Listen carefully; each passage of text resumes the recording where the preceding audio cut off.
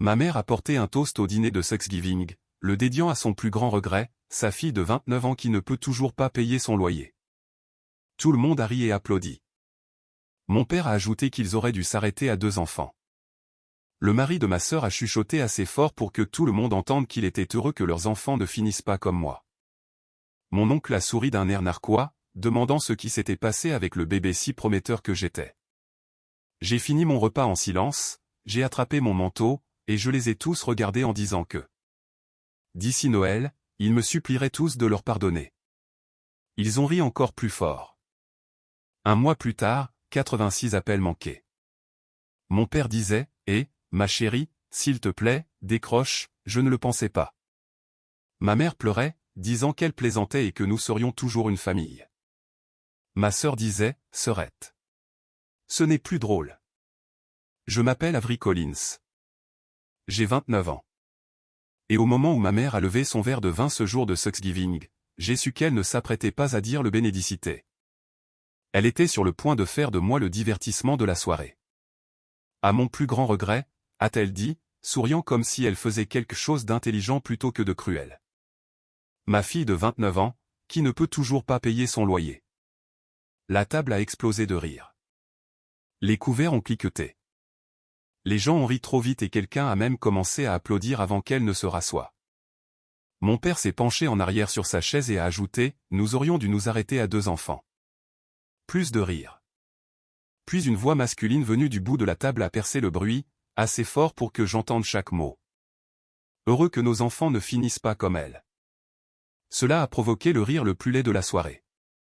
Un oncle à qui je n'avais même pas parlé depuis des mois a secoué la tête et a souri d'un air narquois. Tu étais un bébé si prometteur. Que s'est-il passé? Je me souviens avoir fixé mon assiette parce que je savais que si je levais les yeux trop tôt, ils verraient exactement à quel point ça faisait mal. Et je refusais de leur donner cette satisfaction. J'ai pris une dernière bouchée, posé ma fourchette, attrapé mon manteau sur le dossier de la chaise, et j'ai enfin regardé autour de la pièce. Chaque visage portait cette même expression que les gens ont quand ils pensent que l'humiliation est inoffensive parce qu'elle ne leur arrive pas à eux. Ma voix est sortie plus calme que je ne me sentais. D'ici Noël, ai-je dit, vous me supplierez tous de vous pardonner. Cela les a fait rire encore plus fort. Ils pensaient que je bluffais. Ils pensaient que je faisais du théâtre. Ils pensaient que je ferais ce que j'avais toujours fait. Me taire, revenir, et accepter ma place de bouc émissaire de la famille. Ils avaient tort. Avant de vous raconter ce qui s'est passé après que je suis sorti de cette maison et pourquoi mon téléphone affichait 86 appels manqués un mois plus tard, dites-moi quelle heure il est pour vous en ce moment. Et d'où regardez-vous? Je suis honnêtement curieuse de voir jusqu'où cette histoire voyagera. Je n'ai pas pleuré dans l'allée. Je n'ai pas attendu d'être rentré chez moi non plus. J'ai presque réussi à enlever mes bottes dans mon minuscule studio avant que ça ne me frappe. L'humiliation, la colère, le vieil épuisement familier d'être blessé par des gens qui jureraient m'aimer 5 minutes plus tard. Le pire n'était même pas ce qu'ils avaient dit. C'était la facilité avec laquelle ils l'avaient fait. Leur habitude. Comme si j'avais joué ce rôle depuis tant d'années qu'aucun d'entre eux ne le remarquait plus. Quand la blague a basculé dans la cruauté, mon téléphone a commencé à vibrer avant même que j'aie enlevé mon manteau. D'abord ma mère, puis mon père, puis ma sœur, puis mon jeune frère, qui n'avait pas dit un mot au dîner mais voulait soudain jouer les pacificateurs à distance de sécurité. J'ai retourné le téléphone et l'ai laissé vibrer jusqu'à l'épuisement sur le comptoir. Le lendemain matin, il y avait des messages vocaux. Celui de ma mère est arrivé en premier, mielleux et offensé à la fois.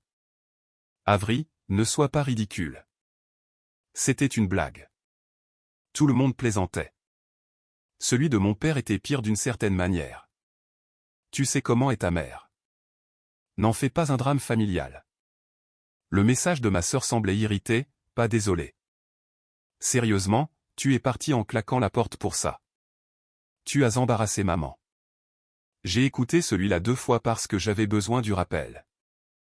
Parce qu'une petite partie de moi, celle qu'ils avaient dressée toute ma vie, voulait encore se demander si je n'exagérais pas vraiment. Puis mon oncle a texté, on peut tous se calmer? C'était Thanksgiving, pas un enterrement. Cette phrase m'a presque fait rire. Se calmer.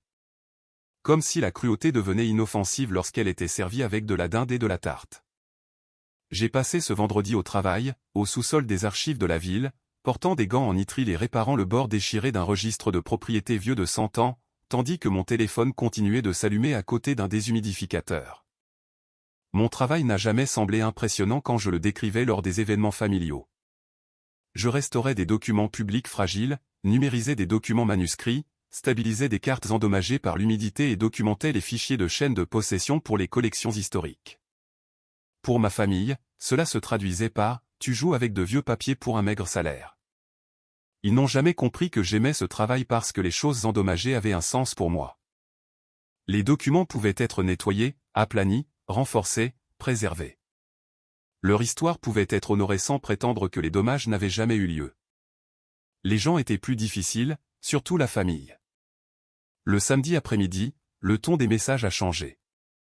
Personne ne s'excusait auprès de moi. Ils commençaient à se disputer entre eux. Mon frère a texté, maman reproche à Nicole d'avoir ri. Ma sœur a texté, papa dit que Daniel est allé trop loin et que ça a donné une mauvaise image. Ma mère a texté, tu sais, ton oncle gâche toujours tout. Leur unité a duré moins de 24 heures une fois que la cible a cessé de se montrer. C'était la première conséquence de mon silence. Sans que je sois là pour l'absorber, toute cette méchanceté n'avait nulle part où aller, sauf latéralement. Le dimanche soir, mon père a laissé un message vocal qui commençait par « ma chérie » et se terminait par « s'il te plaît, rappelle-moi ». Celui-là m'a presque brisé. Non pas parce que je le croyais, mais parce que je savais exactement ce que ce ton plus doux signifiait. Cela ne voulait pas dire qu'il comprenait. Cela voulait dire qu'il était mal à l'aise. Ma douleur était enfin devenue assez gênante pour compter. Une question tournait en boucle dans mon esprit alors que j'étais assise seule à ma petite table de cuisine, réchauffant de la soupe et ignorant la lumière clignotante de mon téléphone. Pourquoi les personnes qui vous blessent le plus sont-elles toujours choquées lorsque vous arrêtez de les aider à se sentir bien dans leur peau? Ils me voulaient blesser mais poli, humilié mais toujours joignable, meurtri mais disponible. J'en avais fini avec cette version de moi. Alors j'ai fait quelque chose que je n'avais jamais fait auparavant. J'ai bloqué la discussion de groupe familial. J'ai désactivé les confirmations de lecture. J'ai dit au travail que je prendrais des heures supplémentaires jusqu'en décembre. Et cette nuit-là, dans le calme de mon appartement, j'ai ouvert un document vierge sur mon ordinateur portable et j'ai commencé à écrire tout ce que je n'avais jamais dit à voix haute. La première chose que j'ai écrite n'était pas de la colère. Cela m'a surprise. Je pensais que la rage allait déferler, mais ce qui est apparu à la place, c'était la clarté. J'ai écrit sur ce que l'on ressent quand on devient la référence familiale de l'échec. J'ai écrit sur les dîners de fête où chaque question est en réalité une comparaison. J'ai écrit sur la façon dont certaines familles n'ont pas besoin de crier pour qu'un enfant se sente petit. Elles le font avec des blagues, des regards, des surnoms, et ce petit sourire déçu destiné à vous rappeler que vous avez failli devenir quelqu'un dont elles auraient pu se vanter. Je n'ai pas utilisé de nom. Je n'ai pas mentionné Thanksgiving. J'ai intitulé mon texte « Quand votre famille a besoin que vous restiez petit pour que leur histoire fonctionne encore ». Puis je l'ai publié sur un petit site d'essai personnel que j'avais eu trop peur d'utiliser sous mon propre nom. Je m'attendais à une douzaine de vues, peut-être 20. Au lieu de cela, le lundi soir, il avait été partagé des centaines de fois. Des personnes que je n'avais jamais rencontrées ont laissé des commentaires qui ressemblaient à de minuscules bouées de sauvetage. Une femme a écrit « Je pensais être la seule dont la famille avait transformé l'humiliation en tradition ». Une autre a dit « C'était comme lire mon propre journal intime ». Pour la première fois depuis des années, je ne me sentais pas folle. Je ne me sentais pas trop sensible. Je me sentais vue. Cela comptait plus que je ne peux l'expliquer. Au travail, je me suis lancé dans un projet de certification que mon superviseur m'encourageait à entreprendre depuis des mois. La ville augmentait le financement pour la préservation et l'accès aux archives, et il y avait un poste de technicien principal qui se libérait en janvier, avec un meilleur salaire, des avantages sociaux et une véritable reconnaissance. J'avais hésité auparavant parce que la voix dans ma tête ressemblait encore trop à celle de ma mère. Ne vise pas trop haut. Ne te ridiculise pas. Mais après Thanksgiving, quelque chose en moi s'est durci en une résolution. J'ai arrêté de me demander si j'étais prête et j'ai commencé à agir comme si j'avais ma place.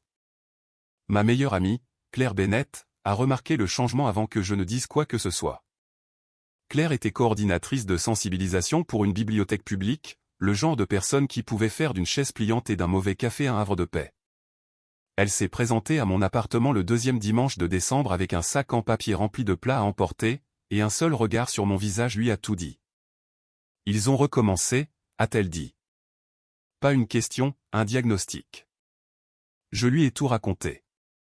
Le toast, les rires, la façon dont même mon silence avait été traité comme un caprice. Elle a écouté sans interrompre, puis a posé la question que personne dans ma famille ne m'avait jamais posée. Qu'est-ce que tu veux qu'il se passe maintenant? Pas ce qui devrait se passer. Pas ce qui maintiendrait la paix. Ce que moi, je voulais. Je ne savais pas au début. Puis j'ai admis quelque chose que je m'étais à peine autorisé à penser. Je veux passer une seule fête dans ma vie où je n'ai pas à auditionner pour obtenir un respect de base. Claire a hoché la tête comme si c'était la phrase la plus raisonnable du monde. Alors construisant une. Alors je l'ai fait.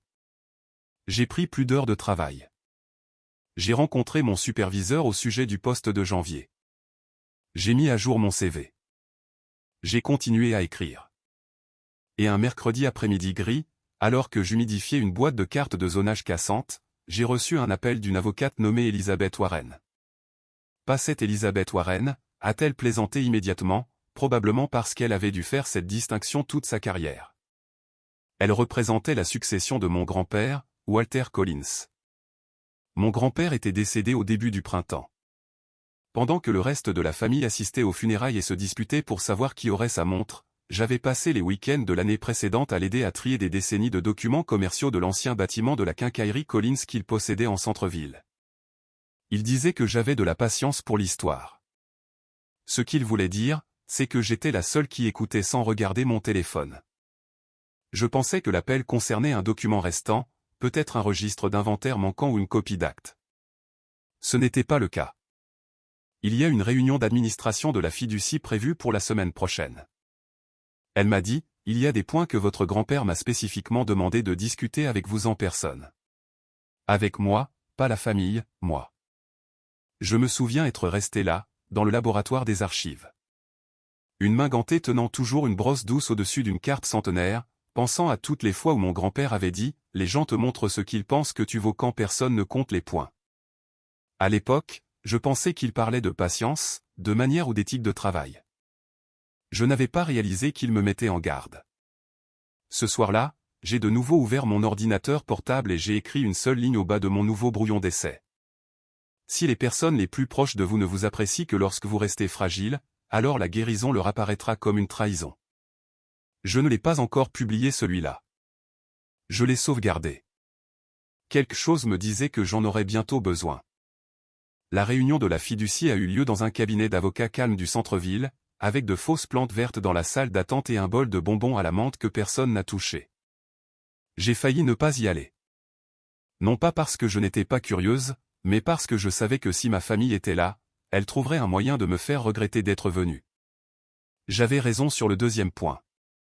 Ma mère a semblé véritablement surprise quand je suis entré dans la salle de conférence. Pas contente, surprise. La mâchoire de mon père s'est crispée. Ma sœur Nicole n'osait pas croiser mon regard, et son mari Daniel m'a adressé ce demi-sourire familier que les gens arborent quand ils pensent qu'ils sont toujours au-dessus de vous, même assis dans un bureau d'avocat.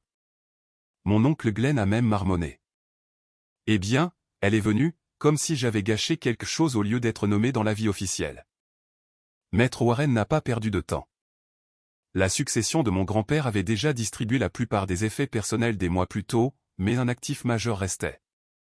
L'ancien bâtiment de la quincaillerie Collins en centre-ville, maintenant loué à 3 petites entreprises, plus un compte de réserve qui y était rattaché et plusieurs boîtes de documents commerciaux ayant une valeur historique. Le bâtiment, a-t-elle expliqué, avait été placé dans une fiducie avant sa mort. Le fiduciaire n'était pas mon père. Ce n'était pas mon oncle. Ce n'était pas la famille collectivement. C'était moi. Personne n'a même essayé de cacher ses réactions. Ma mère s'est complètement tournée vers moi.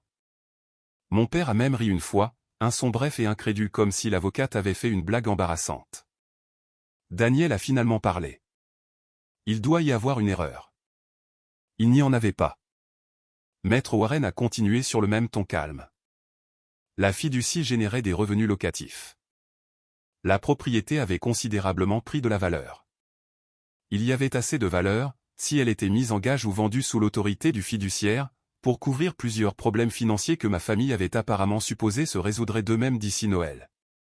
C'est à ce moment-là que la température de la pièce a changé. Jusque-là, j'avais seulement soupçonné que ma famille voulait quelque chose. À ce moment-là, j'ai compris exactement à quel point. L'entreprise de location d'équipements événementiels de mon père s'était trop étendue pendant l'été et s'était endettée. La boutique de vêtements pour enfants sur mesure de Nicole et Daniel était en retard sur un prêt commercial. Mon oncle Glenn avait emprunté sur de l'équipement qu'il ne possédait plus entièrement. Il ne m'avait pas appelé sans arrêt parce qu'il se sentait mal. Il m'avait appelé parce qu'il s'attendait à ce que la propriété de grand-père les sauve. Et la seule personne qui se tenait entre eux et ce sauvetage était la fille qu'ils avaient transformée en bouc émissaire devant la dinde. Puis est venue la partie qui a tout expliqué. Maître Warren a glissé une enveloppe scellée sur la table. Walter a laissé une lettre pour Avery à lire d'abord en privé, a-t-elle dit, mais il m'a autorisé à résumer la norme juridique. La fiducie me donnait le pouvoir discrétionnaire de décider si un descendant recevrait une aide du compte de réserve ou des produits de la vente du bâtiment. Il n'y avait aucune distribution automatique. Aucune.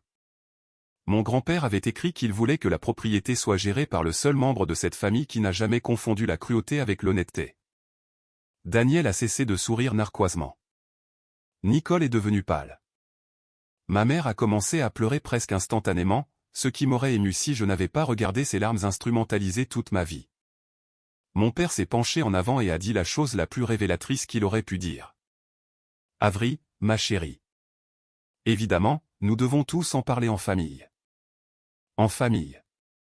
Encore cette expression. Famille quand il voulait un accès. Sensible quand je m'y opposais. Dramatique quand j'étais blessé. Famille quand ils avaient besoin d'une signature. J'ai ramené la lettre à la maison avant de l'ouvrir. Je voulais de l'intimité pour ce que mon grand-père avait choisi de me dire.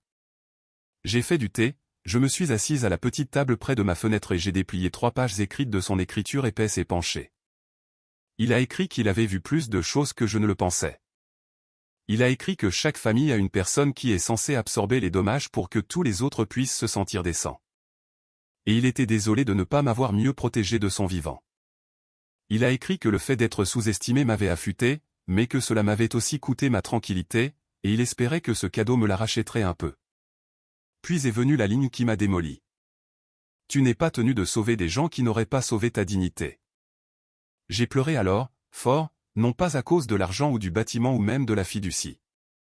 Parce que quelqu'un avait enfin nommé ce qui m'était arrivé sans le minimiser.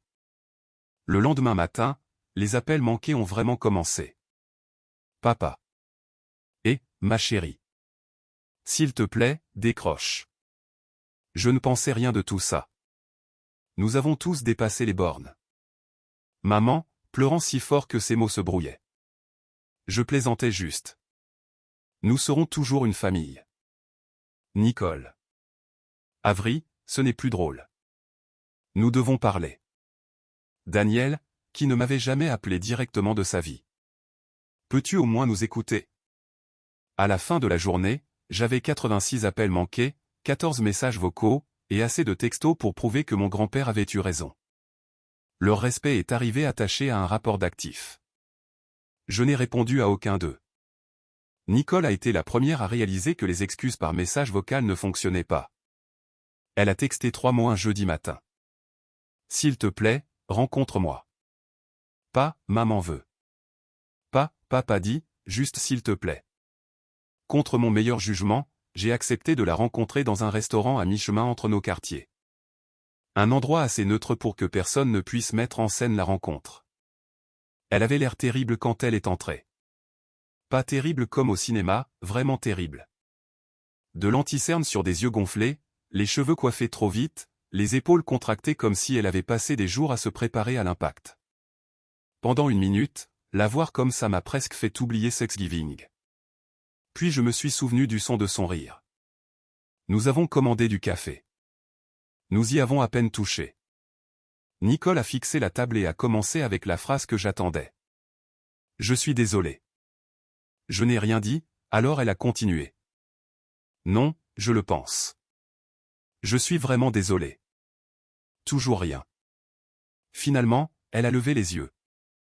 Maman est en train de s'effondrer. Cela m'a presque fait me lever et partir. Nicole, ai-je dit doucement. Si cette conversation consiste à gérer les sentiments de maman, j'ai terminé. Elle a tressailli. Puis, à ma surprise, elle a hoché la tête. D'accord, c'est juste. Elle a pris une profonde inspiration. Alors, je vais te dire la vérité. Ce qui est sorti au cours des 20 minutes suivantes était plus laid que je ne l'avais imaginé. Et d'une certaine manière, moins surprenant. Mes parents savaient depuis des mois que le bâtiment de grand-père pourrait être la seule chose qui se tenait entre eux et de graves difficultés financières. Mon père avait supposé qu'il en hériterait automatiquement le contrôle. Daniel avait poussé la blague à Thanksgiving parce qu'il était en colère et effrayé et voulait que quelqu'un de plus bas dans la hiérarchie familiale absorbe l'attention. Ma mère, selon Nicole, avait bu avant le dîner et avait décidé que m'humilier allégerait l'ambiance. Nicole a admis qu'elle avait ri parce que lorsque notre mère s'en prenait à quelqu'un d'autre, l'endroit le plus sûr était à ses côtés. Puis est venue la partie qui a finalement rendu Nicole honnête au lieu de stratégique. Maman m'a dit de venir ici, a-t-elle dit, tordant sa serviette jusqu'à ce qu'elle se déchire presque. Elle a dit que si je n'arrangeais pas ça avec toi, je ne devais pas m'attendre à de l'aide de leur part quand la boutique fermerait. Voilà. Tout le système en une seule phrase. La loyauté achetée par la peur. L'affection rationnée en fonction de l'utilité. Même maintenant, même avec tout le monde en panique, ma mère transformait toujours ses filles en monnaie d'échange. J'ai posé une question à Nicole. Si grand-père ne m'avait pas nommé fiduciaire, est-ce que l'un de vous s'excuserait en ce moment? Son silence a répondu avant elle. Puis elle a chuchoté, pas comme ça. Cela a fait plus mal que les rires. Non pas parce que je ne le savais pas, mais parce que l'entendre à voix haute rendait le déni impossible. Nicole a commencé à pleurer. Pas de manière théâtrale, pas avec colère, juste le genre de pleurs fatigués et honteux que les gens ont quand ils ne peuvent plus protéger la version d'eux-mêmes qu'ils prétendaient être. Elle m'a dit que Daniel avait déjà commencé à lui reprocher de ne pas avoir maintenu la paix à Thanksgiving. Elle m'a dit que papa était furieux contre grand-père pour avoir réécrit l'ordre familial depuis la tombe. Elle m'a dit que maman m'avait traité d'ingrate une minute et de notre seul espoir la suivante. Elle a dit que des proches avaient commencé à lire mon essai parce que oui, quelqu'un avait reconnu la famille dedans, même sans les noms. Et maintenant, des cousins et des tantes envoyaient des questions auxquelles personne à la maison ne voulait répondre. Ce détail m'a frappé plus fort que je ne l'attendais. Je n'avais pas publié l'essai par vengeance. Je l'avais publié parce que j'avais besoin d'un endroit sincère où déposer ma douleur. Mais la vérité a tendance à paraître spécifique aux personnes qui sont coupables. « Essaies-tu de nous punir ?» a finalement demandé Nicole. Je l'ai regardé longuement.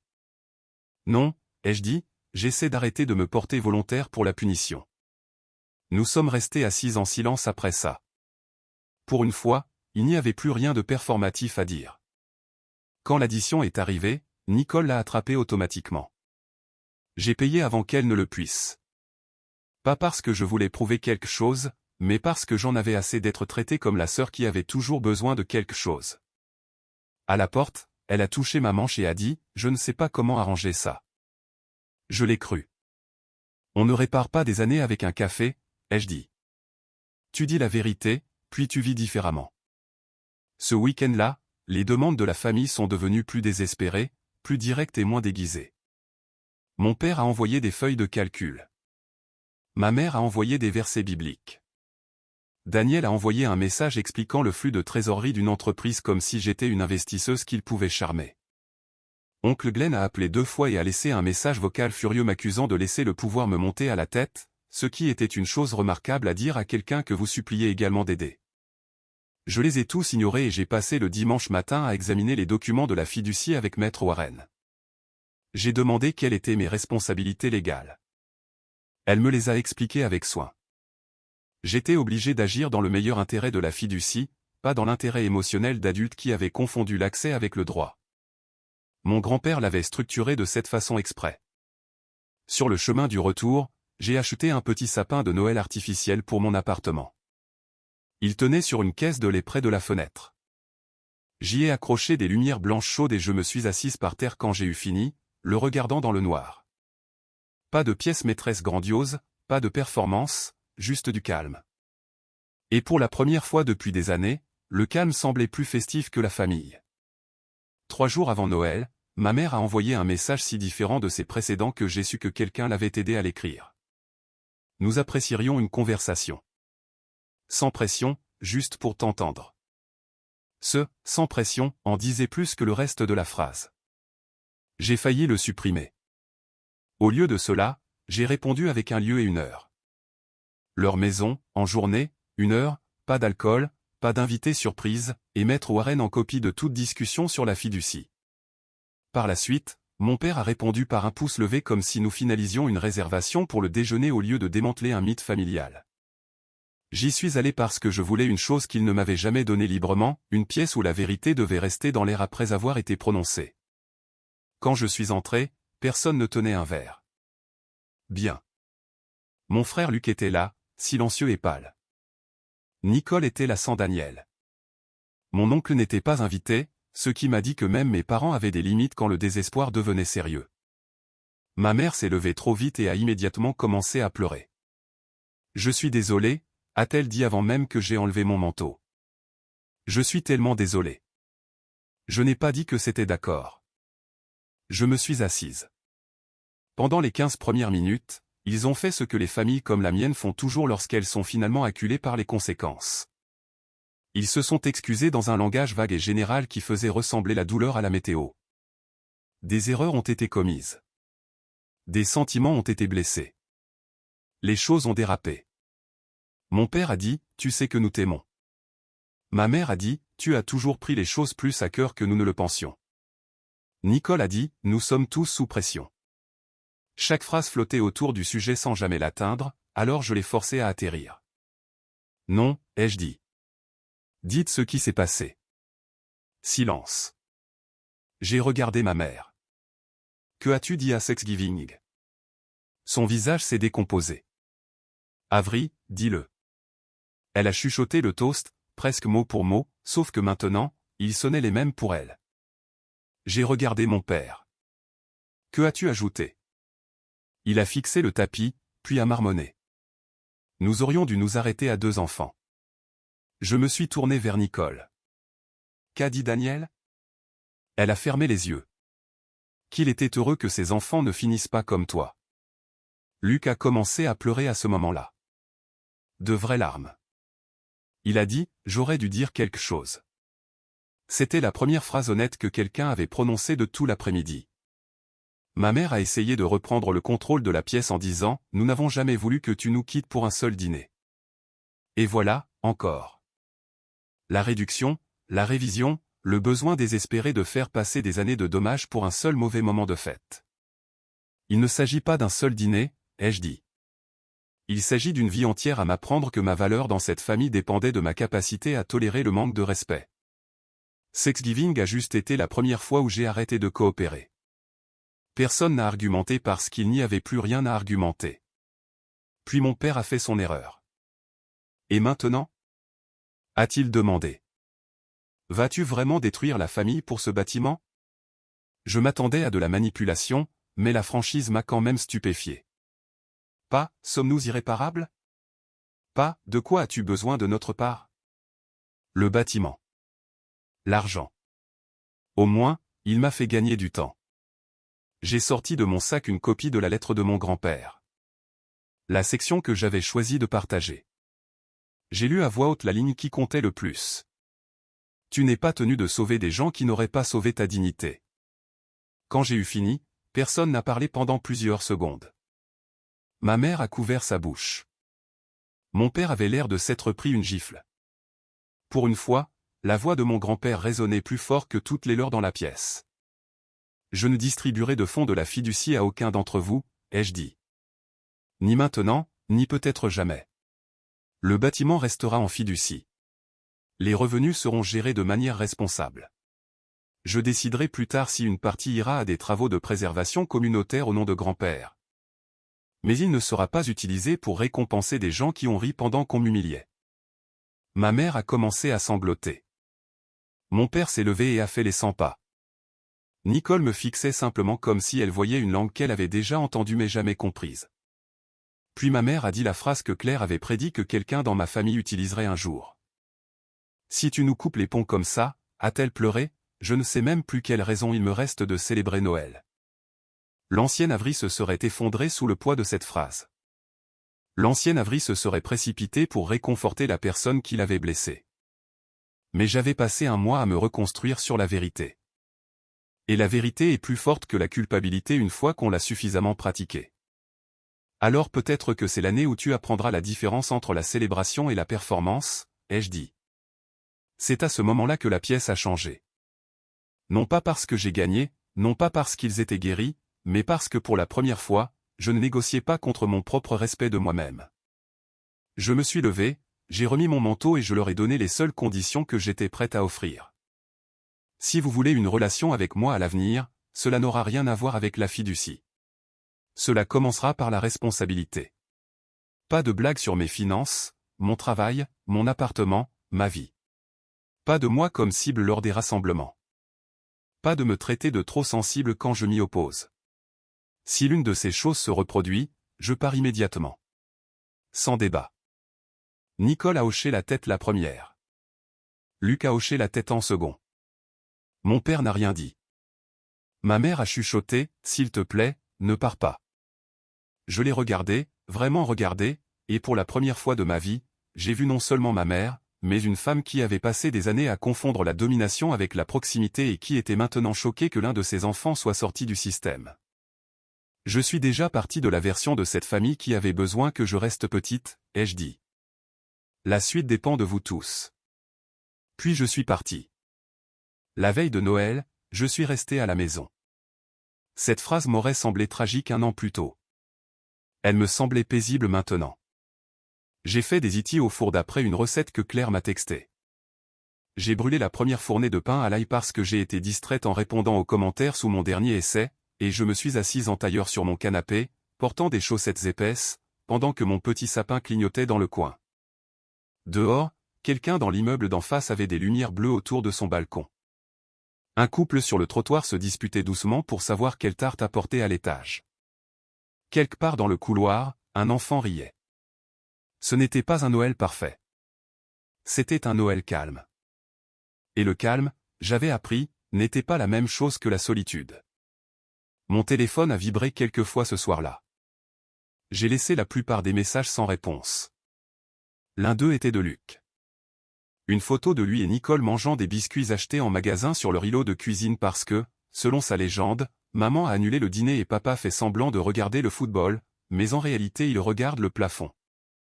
Un autre était de Claire. Fier de toi. Garde-moi des restes. Maître Warren a envoyé une courte note confirmant que les documents de la fiducie avaient été déposés exactement comme demandé et qu'aucune demande d'accès d'urgence ne contournerait mon autorité. Propre, professionnel, final. Puis, juste après 20 heures, ma mère a envoyé le message que je pense qu'elle aurait dû envoyer en premier. Pas, s'il te plaît, réponds, pas, nous sommes une famille, pas, c'était une blague, juste ceci. Je comprends enfin que je t'ai élevé à accepter moins de gentillesse que tu n'en méritais. J'ai honte de cela. Je ne m'attends pas à ce que ce soir arrange quoi que ce soit. Je l'ai regardé pendant un long moment. Quelques minutes plus tard, mon père en a envoyé un aussi. Il n'a pas demandé d'argent. Il ne s'est pas défendu. Il a écrit, « Ton grand-père avait raison sur une chose. Nous avons confondu être dur avec toi et être honnête. Je ne sais pas quand c'est devenu normal, mais ça l'est devenu. Je suis désolé. » Ces messages étaient-ils suffisants? Non. Pas pour ce qu'ils avaient fait. Pas pour les années qui les précédaient. Mais ils étaient plus véridiques que tout ce qu'ils avaient dit dans le mois frénétique précédent. Peut-être que le désespoir avait enfin consumé la performance. Peut-être que les conséquences avaient fait ce que les supplications n'avaient jamais pu faire. Ou peut-être que ce n'était que la première fissure dans un mur qui aurait dû se briser des années plus tôt. Je ne l'ai pas romancé. Je n'ai pas appelé ça la guérison. J'ai appelé ça un début. Et même cela me semblait généreux. J'ai ouvert mon ordinateur portable et j'ai écrit un dernier essai avant minuit. Pas pour me venger, pas pour exposer qui que ce soit, mais pour marquer le moment. J'ai écrit que le pardon et la réunion ne sont pas des synonymes. J'ai écrit que certains d'entre nous apprennent à penser que l'amour signifie endurer l'humiliation avec de bonnes manières et que désapprendre cela peut ressembler à un deuil, parce que vous ne perdez pas seulement des gens. Vous perdez le fantasme qu'ils allaient un jour devenir sans conséquence. J'ai écrit que les limites ne sont pas de la cruauté. Le silence n'est pas de la mesquinerie. La distance n'est pas une trahison quand la distance est le premier endroit où votre système nerveux a jamais appris à se détendre. Puis j'ai écrit la phrase la plus vraie que j'avais trouvée de toute l'année. La famille n'est pas définie par qui partage votre table. La famille est définie par qui n'utiliserait jamais votre douleur comme pièce maîtresse. Avant de le publier, j'ai ajouté un paragraphe de plus sur mon grand-père. J'ai écrit qu'il m'avait laissé plus qu'un bâtiment. Il m'avait laissé une preuve. La preuve que quelqu'un m'avait vu avec justesse. La preuve que le fait d'être sous-estimé par les mauvaises personnes ne me rendait pas sans valeur. La preuve que la compassion sans limite se transforme en permission de maltraitance. En janvier, j'ai décidé qu'une partie des revenus de la fiducie financerait une petite subvention de préservation publique à son nom pour les apprentis locaux apprenant le travail d'archivage et de restauration. Quelque chose d'utile, de durable, de construit par le soin plutôt que par la culpabilité. Vers 22h30, Nicole a appelé. J'ai failli laisser sonner. Au lieu de cela, j'ai répondu. Elle ne s'est pas lancée dans la panique cette fois. Elle a juste dit, je voulais entendre ta voix et m'assurer que tu allais bien. Je vais bien, ai-je dit. Elle est restée silencieuse, puis a admis que le dîner de Noël s'était effondré avant même de commencer. Papa et Daniel s'étaient disputés. Maman a pleuré dans le garde-manger. Oncle Glenn avait appelé pour se plaindre que personne ne lui parlait après que des proches aient fait le lien avec mon essai. Nicole a dit, riant presque de l'absurdité de la situation, tout semble différent maintenant. C'est différent maintenant, lui ai-je dit. Elle m'a demandé si je les détestais. J'ai réfléchi sérieusement avant de répondre. Non, ai-je dit, mais j'ai fini de protéger tout le monde des conséquences de la façon dont ils m'ont traité. Elle a pleuré un peu, doucement cette fois. Puis elle a dit qu'elle comprenait, et pour la première fois de ma vie, je crois qu'elle disait peut-être la vérité. Quand nous avons raccroché, j'ai regardé autour de mon appartement. La bibliothèque d'occasion, la tasse ébréchée près de l'évier, la pile de notes de préparation à l'examen pour la promotion que je prévoyais d'obtenir, le petit sapin illuminé près de la fenêtre. Rien dans la pièce n'avait l'air impressionnant. Ma famille l'appellerait encore petit, temporaire, pas assez. Mais c'était à moi. Et à l'intérieur de ce minuscule espace, j'ai ressenti quelque chose que je n'avais jamais ressenti à aucune table de fête dans cette grande maison bruyante. La dignité. C'était la vraie faim. Pas la fiducie, pas les appels manqués, pas la panique dans leur voix quand ils ont réalisé que je n'étais plus joignable selon les anciennes conditions. La vraie faim, c'est que j'ai finalement compris quelque chose que les gens comme ma mère comptent sur le fait que vous n'apprendrez jamais, que votre paix est plus précieuse que votre rôle dans la version cruelle de l'harmonie familiale de quelqu'un d'autre. Alors oui, un mois après que ma mère s'est moquée de moi à Thanksgiving, ils m'ont supplié de répondre. Mais la question qui importait n'était pas de savoir si je décrochais le téléphone, c'était de savoir si je reprendrais l'ancienne version de moi-même. Celle qui s'excusait d'être blessée, qui restait assise pendant l'humiliation, qui continuait de confondre l'accès avec l'amour. Et la réponse, finalement, était non. Je peux pardonner sans financer le dysfonctionnement. Je peux me soucier des gens sans retourner dans la même cage. Je peux aimer les gens et refuser la version de l'amour qui me demande de me rabaisser pour que tous les autres puissent se sentir grands. Ce Noël-là, je n'ai pas eu de miracle. J'ai eu quelque chose de mieux. J'ai eu de la clarté. J'ai eu des limites. J'ai eu un avenir qui ne dépendait plus d'être choisi par des gens qui ne remarquaient ma valeur que lorsque cela leur coûtait quelque chose de m'ignorer. Et je veux vous laisser avec ceci. Si les personnes les plus proches de vous ne semblent à l'aise que lorsque vous êtes silencieux, honteux ou facile à moquer, alors s'éloigner n'est pas la chose la plus cruelle dans la pièce. Parfois, c'est la première chose honnête. Dites-moi dans les commentaires, auriez-vous répondu au téléphone ou auriez-vous protégé votre tranquillité, vous aussi?